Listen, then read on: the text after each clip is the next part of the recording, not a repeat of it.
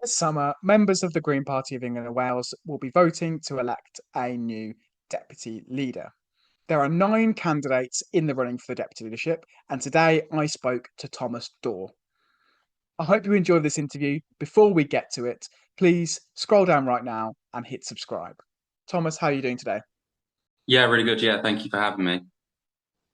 Not at all. So, to get things started, why do you think that you're best placed to be the next deputy leader of the Green Party? I saw it as kind of I wanted to empower people my age. I wanted to try and help the party become more representative and build on the movement that we've had so far within the party. Um, I've, I'm quite young in politics. It's quite out of the ordinary to have someone my age kind of very actively like I am. I'm a councillor already, and I've always just missed the representation for my generation in politics. And I think now, given the kind of the way that the media is spinning young people going reform and these 16 and 17-year-olds now being able to vote, I think that younger people should be able to have more of a voice in politics. So, my next question for you is what do you want to change about the Green Party? I mean, I'm quite happy with the party how it is. I think the way that it runs is very democratic. It's been really welcoming. Um, to be in the party. A little bit of history. So I joined the Labour Party for a very brief amount of time when I was 15, and went to go out and go canvassing with them. And they told me that I wasn't that they didn't want me to, and I wasn't welcome to join them out because I was too young and as how it looked as the party. So it's been great to actually be in the party and feel like I'm welcomed and be able to influence it.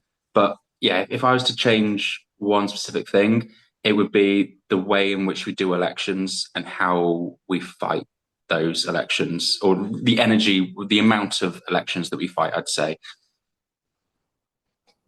Sort of segues perfectly onto my next question, which is about the next general election. So we're having this conversation in the aftermath, well, a year on from the Green Party's breakthrough election campaign, which saw the party go from 1 to 4 MPs. Yeah. The next general election will be taking place at some point in the next 4 years. How many seats do you think that the Green Party can and should be targeting to win in that election?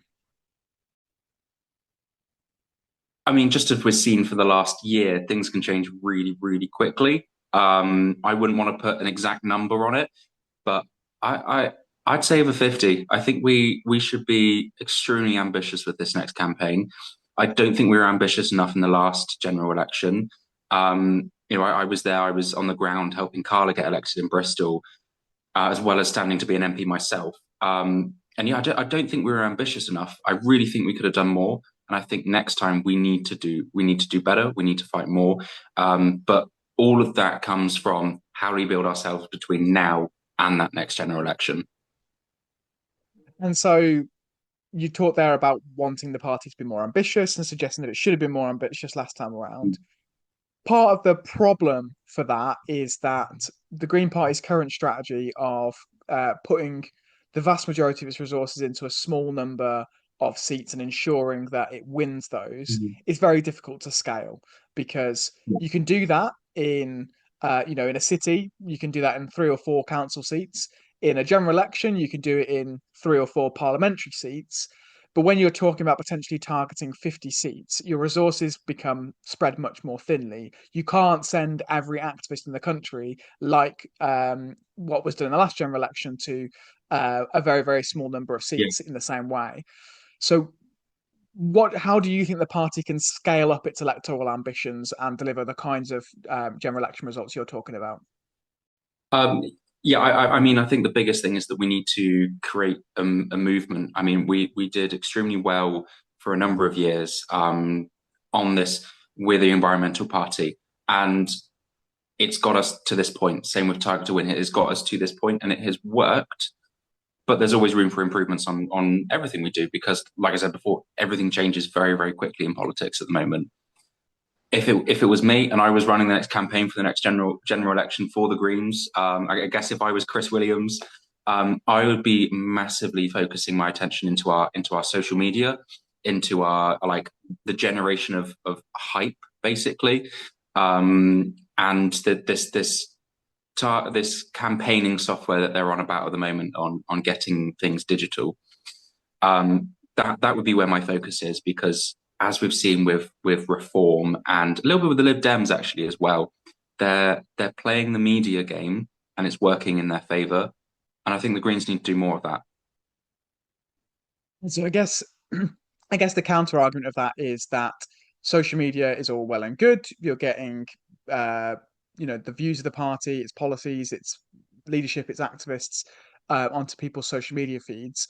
Mhm. But that doesn't necessarily translate into votes. So you look, and crucially doesn't translate into parliamentary seats. So you look at, for example, the Green Party's election campaigning in 2015 or 2016. A central part of that was, po- uh, election broadcasts that were designed specifically to go viral on social media. And they very much did. And there was a lot of noise and buzz around those, Mhm. but it didn't translate into any more seats in the general election. It didn't translate into a kind of step change in elected representation at a local level. So, how would you counter that argument, given that what we have seen in the last general election is that very heavily focused grassroots ground campaigning can deliver an increase in parliamentary seats? Why do you think that driving up social media campaigning is going to make the difference next time? Well, I think that again, just drawing the comparisons on how quickly things change is that we were very much in a two-party system back then, and that it was Labour or Conservatives, and we just happened to we got Brighton through years, several election campaigns to get to the point where we were. Same with Bristol. It's taken two or three elections now of lots of resources to winning an MP. Um, but we're not in that two-party system anymore. I think that, like I said, the 16, 17-year-olds are going to be able to vote as well now. That's gonna draw, that will have more sway. Young people will now have more kind of influence on what happens. But my other argument would be is that we just don't have the time anymore. Like the point of the Green Party and what we're fighting for is this climate and social justice emergency. We don't have the time to spend winning, you know, four seats this general election, four seats next general election, and slowly building ourselves up because it doesn't give us the amount of influence we need in Westminster to actually fight this climate emergency. This is we're talking possibly surpassing deadlines to be able to actually stop this before the next general election. I don't think we've got the time to really continue this, what is very resource heavy, um, slow process of getting more MPs. So you talked earlier about potentially 50 parliamentary seats. In order to deliver that, the Green Party would need to build an electoral coalition of different groups of voters, different demographics, different interest groups that enables it to get over the line in that number of constituencies. What does that electoral coalition look like, do you think?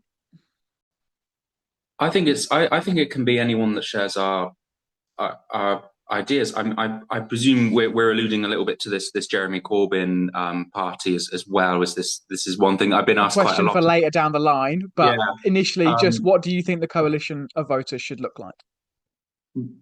it's anyone that kind of aligns with my top priority is making everyone's lives better. That's why so many of us are in politics. Um, that is why all of the Greens, I believe that no one's here to make only personal gains on this side. If you're here to make politics better and work for people, and to stop the climate, to save the planet, then to me, then we're on the same side. We can make we can make that coalition. Well, I guess what I'm trying to get at here is that all political parties have in some form an electoral coalition, right? So you look at, for example, Reform at the moment, Mhm. they have a very clear set of voters in mind in their election campaigning. It's not the entire population, it's not everyone, it's very, very clearly pensioners, homeowners, socially conservative white people, and Okay, yeah. and men and young men, right? What's the equivalent coalition for the Greens? Okay, sorry, I was misunderstanding. Our kind of target demographic, I guess that would be yeah. I, I think we build on what we're already doing very strongly on at the moment, which is those it's lower to middle class, climate conscious people. We do extremely well with young women who are climate conscious, quite heavily squeezed in economics, and want a more socially justice society. I think that's where our current base is, and I think there's more than enough people of that demographic for us to do better. The difference is us trying to get those voters out. I think it's those kind of the disenfranchised people, those that don't really believe in politics. I think is a big portion of our support. But it's convincing those that actually going out and voting and we're going to make a difference. That's probably going to be our biggest challenge. And so you flagged it earlier, and you were right. I am going to ask you about the potential new left-wing party that appears likely to be formed before the next general election. So, for viewers who don't know, Zara Sultana, the former Labour MP, who's still an MP in Coventry South, has publicly said that her and Jeremy Corbyn and others will be forming a new political party. I wanted to ask you, Thomas, given the sort of demographics that you talked about there and the kind of politics you've talked about the Green Party advocating, it seems clear to me that this new left party will be fishing in a very, very similar pool of voters. So, how do you think the Greens should be responding to that? I guess we've got to wait and see in terms of what, it's down to them just as much as it is down to us about, coalitions and whether we work together and how we work. Um, but yeah, I'm not leaving the Green Party anytime soon. I'm fairly happy being here. I think that there's going to be quite a lot of people that look at it and go, well, is it going to work? Won't it work? But it's been spoken. I don't know how far it's going to go. It's been spoken about for quite some time now that it will happen. Um, but I don't think it's going to have as much impact as people kind of think. Um, and I think that's just because of the awful media campaigns that's kind of happened around Corbyn. And quite unfortunately, the image is slightly tainted, I think. It's yeah, I sorry, I'm having a little bit of a think about that actually. I don't think that the party, yeah, I think that the way in which the party is at the moment, we are very open to collaboration. I sit here in North Somerset on a panel with Lib Dem, Labour, and Independents across the political spectrum, and it works very well together. So we can collaborate. Greens are very good at collaborating, and I think we will need to do that. But I don't see us as a party stepping down a candidate for any other parties on that kind of basis because some people that vote Green will never vote for Corbyn. Some people that will vote for Corbyn will never vote for us. I'd say prime example of that is that if we didn't stand any chance in North Herefordshire, well, the Conservatives probably would have won that seat. So Greens aren't all just from the left. We take votes from everywhere. If that makes any sense. It makes a lot of sense. I guess my follow up to you is that we have, admittedly, quite limited opinion polling on this Mhm. new left party. And what that indicates is that the voters who are most likely to say that they'd be willing to consider voting for this new party are those that already are voting Green. In polling, which has theoretical polling, which has included a new left party with Jeremy Corbyn in it, it's indicated that they could win as much as 10% of the national popular vote, and that the Greens would come well behind that. So Yeah. clearly, this poses a threat to the Greens. And I guess the question is really, if that is the case, you've talked about potential, electoral pacts, that kind of stuff. what's the, clearly there's a strategic question for the Greens there, and I guess what's your answer to that in the hypothetical world when we go into the next general election when you've got a Green Party and this New Left Party both pitching to the same voters?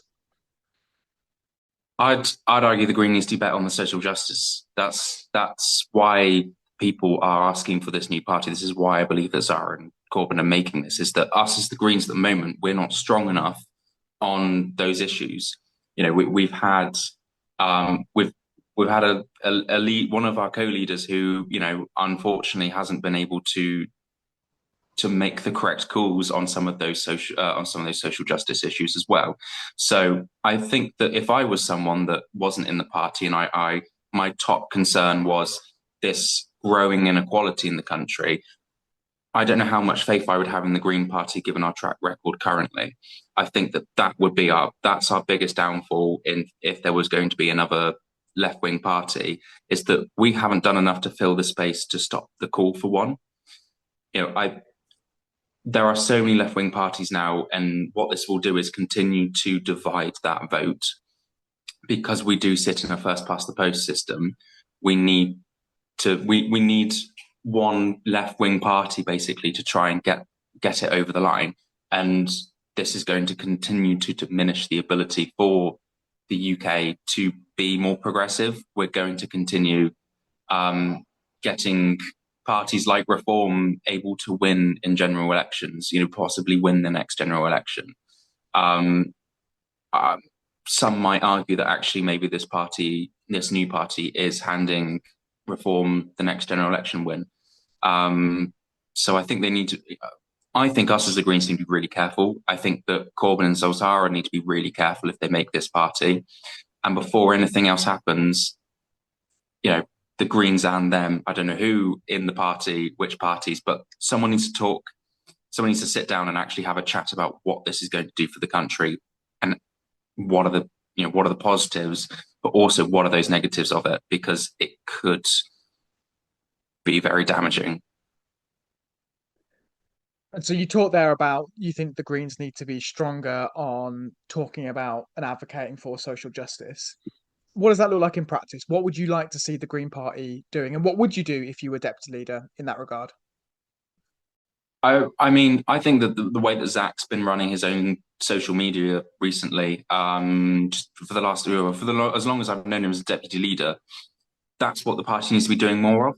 I don't see the National Party doing as much advocating for for workers' rights, because it's I'm going to steal off Zach. It's one of the top things that I hear all of the time now is that, well, there's no environmental justice without social justice, and that I think is the biggest one, is that we need to do better as a party advocating for those social justice issues. We need to be in conversations with unions. We need to be in conversations with different groups locally, nationally.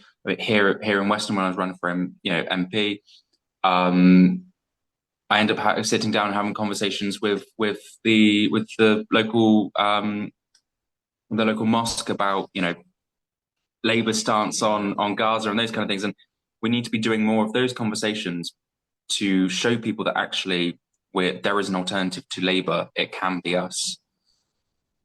But I just don't think we're So, having enough of those conversations. so I'm going to move on now from the sort of electoral strategy questions, and I've got a section here which is what I'm sort of describing as the quickfire round. Mm-hmm.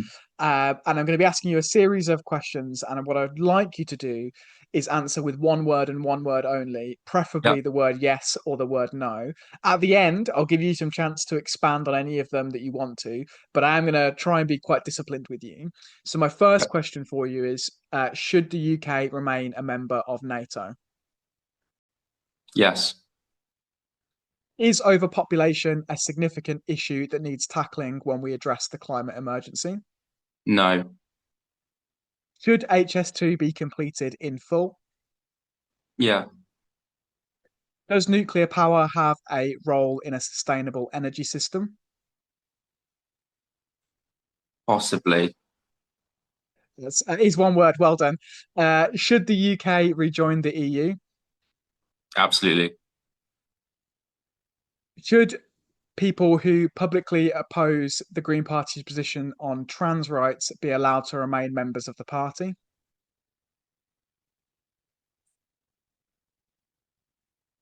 Hmm,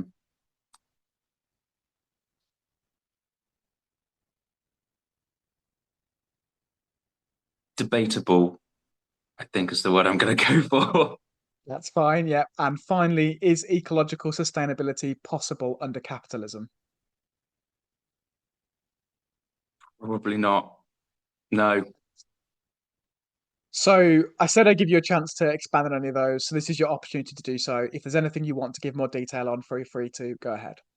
I'll do quickly. I'll do two of them, I think. The nuclear one, I'm not opposed to nuclear energy. I think that, it does have a place. It's progression of science. It could be something very cool. However, I think the time it is taking us to get to a point where we are building nuclear power stations to make them operational, it's not going to meet our needs for the climate emergency. I think that we are much better going for the cheaper alternative, which is wind and solar, and then developing battery storage like what they're doing. I think it's Denmark that have made these incredible molten salt storage machine. Think we need to be going more down that route. And then on the trans one, it's really difficult, isn't it? Because, us as a party, we want to be opening, we want to be open, we want to allow collaboration and, but when it makes other people in the party feel unsafe, I think that there is then an issue. I think that we need to follow the correct procedures that is in our discipline committee in our discipline system. I think we need to make sure that everything we are doing is legal, so we're not facing more legal challenges. But there are other alternative parties. I don't. I think that the party's been very clear on its position. I think members have been very clear on the majority members' position, which is that trans women are women. And for us, which is possibly one of the only parties, I think this comes back to that social justice that I was on about earlier, that we're not strong enough on it. And by all means, have your own personal views, but when you start to make them become other people's problem in a way that endangers them, then I don't think there's a place for you in a party that is meant to be inclusive. Very clear. Thank you, Thomas. I People will know who've watched any of these interviews before that I like to end them with what I think are some slightly less serious questions, but other people Yeah. tell me that they're the most difficult ones. My first of them is that the Green Party has had 5 deputy leaders in its history. Who's been the best? God. Um, yeah, you're right. These are the most difficult ones because I want to say Zach because he's, but I think possibly Amelia because Amelia was the person that inspired me to come into the party and just did an absolutely incredible job. She was a young green as well, from my understanding during the role. So had a huge responsibility. And yeah, did absolutely fantastic, I think. So plus Zach's still going and he's got, I think he can I want him to work for work for that spot. So, my second question for you is I'm assuming that you're going to be giving your first preference in the deputy leadership election to yourself. Who are you Mm. thinking of giving your second preference to? I'm gonna go with Annie Townsend. Um, I, I've met quite a few of the deputy leaders actually so far, or the candidates. I do know quite a few of them, but from working with Annie during the West of England election here over in Bristol, just absolutely on it. Always just dedicates mainly her entire life to the party and has done, or their entire life to the party and has done um, so much incredible work. I mean, one of the original Green councillors in Bristol and now is at the point where they're at 34 and almost running the country, running the city. Um, Bristol hasn't seceded yet from the rest of yeah, the UK. no, no.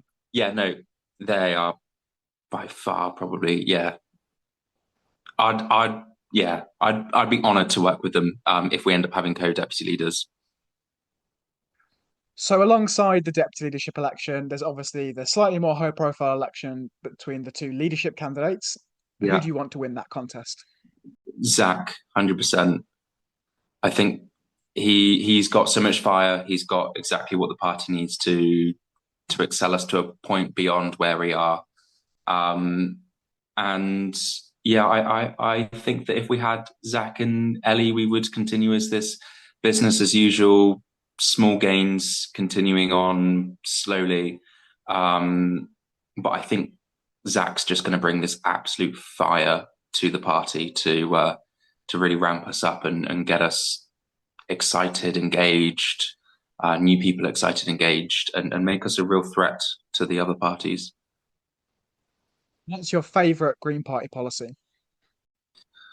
My favorite, the right homes, right place, right price was my favorite policy. Um, the way that it sounded, the way that they worded it, that is one of my yeah. Although the Green Party's drug policy is also another one that is really really good. Um, Zoe has done loads of work on that, and yeah, that yeah, I'm actually going to give the drug one my top place. Actually, yeah, I've changed my mind mid answer, but yeah, the drugs policy is one of my favorite. Is my favorite. Walk us through why you're keen on the drugs policy. The aim for no death by drugs. This kind of we're the only party in the country that is actually starting to talk about this as a serious. It's a serious issue. Let's address this in a way which is compassionate, but also is going to work.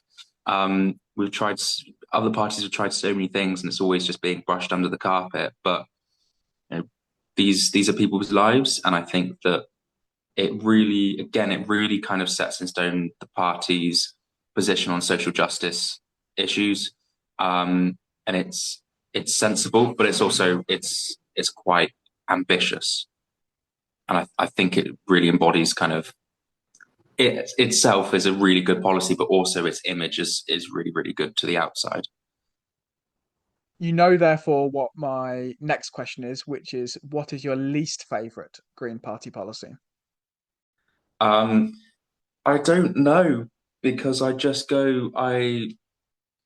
look through them and I don't really dislike many of them. It would have been the anti HS2, but now we're pro HS2.